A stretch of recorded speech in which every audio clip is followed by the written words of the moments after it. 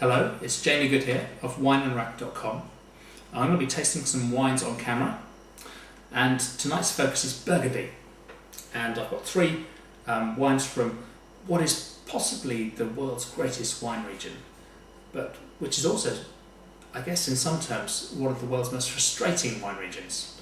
Because in Burgundy, there are some great wines, there's some rubbish wines, and it's quite difficult to tell the difference between the two. But three wines tonight, one white, two reds. Starting off with a Bourgogne Blanc from Joseph Faverly, a negociant. So Bourgogne Blanc, it's actually labelled Chardonnay, and it's a 2007 vintage.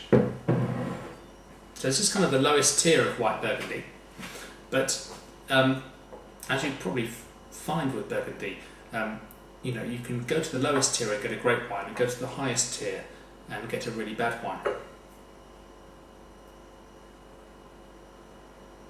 This is really quite interesting. It's got a nose that I describe as slightly reductive. Now, reduction is a term that's used to describe characteristics of wine imparted by various volatile sulfur compounds, which are produced by the yeast during fermentation. Normally the term reduction is used as a term to describe a fault, but sometimes reduction at very low levels in the right place can be quite nice. And so it's one of the most interesting facets of Burgundy, is that great white Burgundy often tends to have a trace of this wine fault, but which in the right context works really well and adds complexity.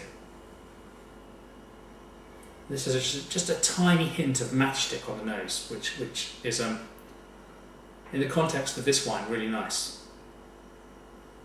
Very crisp, very clean, very bright, citrusy, grapefruit, minerally.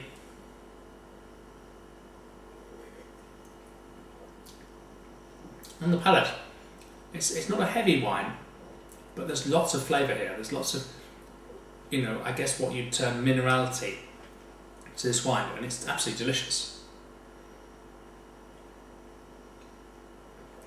Crisp, focused, not dominated by oak at all, very fresh fruit, and nice minerally complexity too. So I think this is really delicious.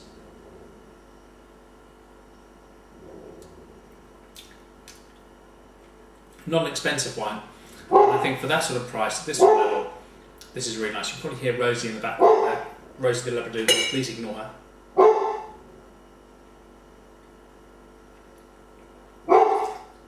This second wine is a Côte de Nuit Village from 2008 from a biodynamic domain called Domaine B. And this is an interesting wine.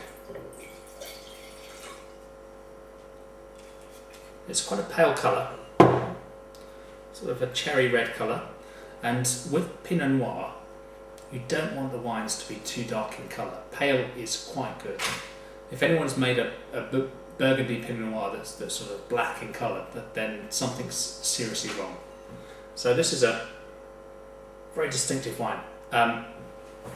It's a wine actually I opened last night because I think it needs a couple of days to come to a place where you can really appreciate it. Last night I opened it and it was really, really stinky. It had a really reductive nose.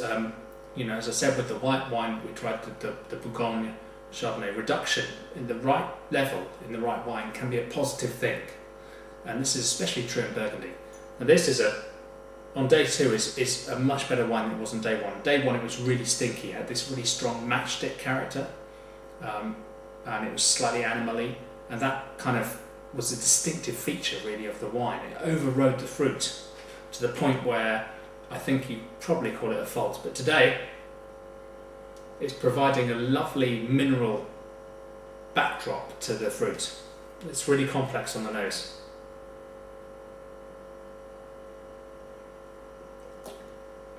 And the palate shows really interesting fresh cherry fruit with a savoury minerally twist to it.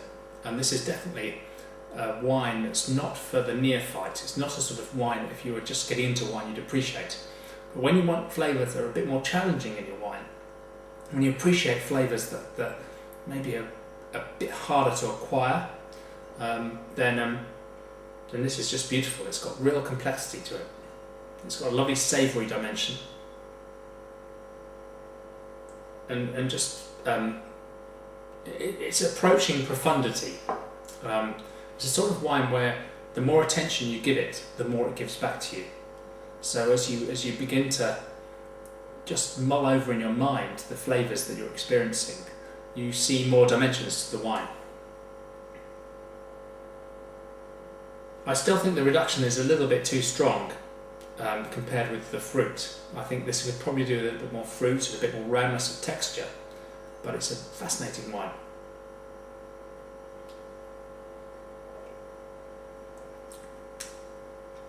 Yeah, this is delicious, really good, and a really good food wine.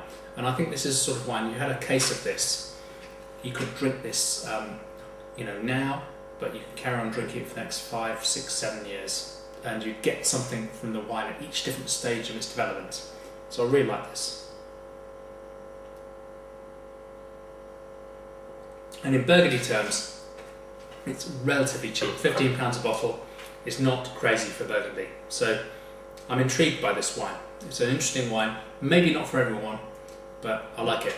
And the final wine, Domaine Mercurey, La Framboisière.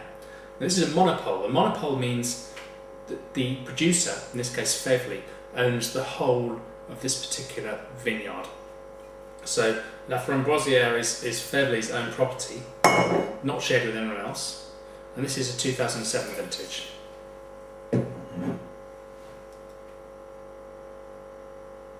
And this is real Burgundy. This is what you come to Burgundy for. Light in colour,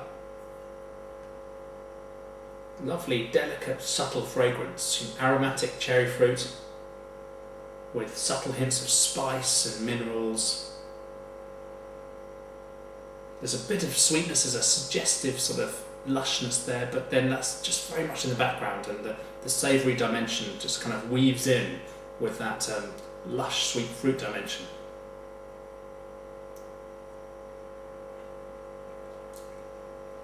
The palate is midweight, it's not heavy, it's quite light, but there's plenty of things going on there. Fresh and cherryish and expressive. Not a heavy wine, no rough edges, plenty of elegance. This is what Pinot Noir should taste like. And again, this is not a terribly upmarket appellation. It's a Mercurey. It's not the most famous part of Burgundy, but it's a delicious wine, and this delivers what you want from Pinot Noir. It delivers a light, expressive, elegant red wine with lots of interest, but without any rough, harsh edges to it.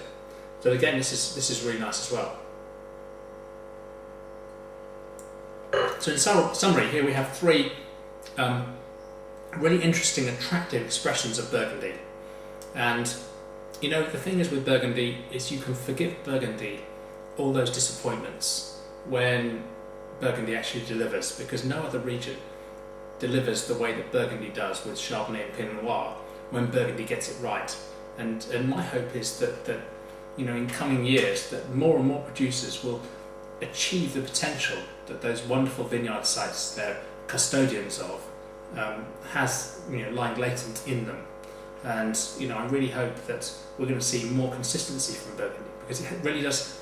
When it's at its best, it's possibly the world's most interesting wine region. So anyway, thanks for watching, and see you again soon. Bye.